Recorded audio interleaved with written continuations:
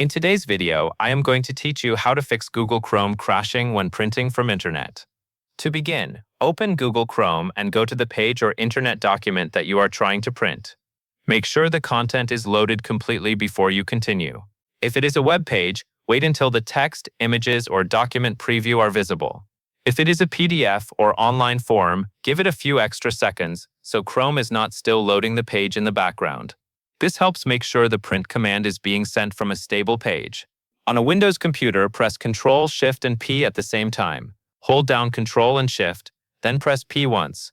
Once the native print window appears, take a moment to confirm that the correct printer is selected.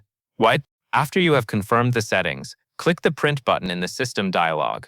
At this point, Chrome should not need to load its own print preview, so the crash may be avoided.